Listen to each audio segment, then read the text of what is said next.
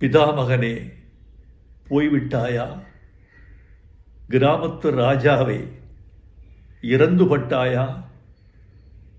எங்கள் மண் வாசனையில் இன்று சாவு மணக்கிறதா? அடைத்து கிடந்த திரை உலக கதவுகளை திறந்த வெளிக்கு திறந்து விட்டவனே, ஆகாயத்திற்கு அடுத்து அதிக நட்சத்திரங்களை அறிமுகம் செய்தவனே, என்னையும் சுயமரியாதையோடு சுடரொளி வீசச் செய்தவனே, உடன்பிறப்பே, இரத்தத்தின் இரத்தமே என்ற தலைவர்களின் மொழிக்கு இணையாக என் இனிய தமிழ் மக்களே என்ற ரத்தின சொற்களுக்கு முத்திரை சேர்த்தவனே, நீ மாயக்காரன். புழுதியை பொன் செய்தாய். சினிமாவின் நிறம் வெள்ளையென்று இருந்ததை கருப்பென்று மாற்றிய கலையாளன் நீ. இடிந்த சுவர்களும் உடைந்த மனிதர்களும் கிழிந்த வாழ்க்கையும் உன் கலையின் கச்சா பொருள்கள். இந்த கரட்டுப்பட்டியை தில்லி நகரத்திற்கு கொண்டு சேர்த்த அல்லி நகரத்து அரசன் நீ. இனி நான் எப்படி தனியாக தேனி போவேன்? மேற்கு தொடர்ச்சி மலை அருவிகளால் அழுது கொண்டே கேட்குமே, எங்கே பாரதி ராஜா?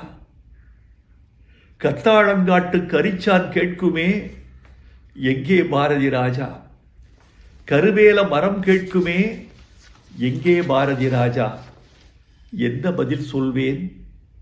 எப்படி நான் தனித்திருப்பேன்? நீ தூரிகை, நான் வண்ணம்.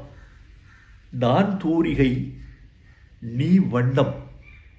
தூரிகை இல்லாமல் வண்ணமும், வண்ணமில்லாமல் தூரிகையும் என்னத்துக்காகும்? நீ அறிவாள், நான் கைப்பிடி. நான் அறிவாள், நீ கைப்பிடி. அறிவாள் இல்லாத கைப்பிடியும் கைப்பிடி இல்லாத அறிவாளும் என்னத்துக்காகும்?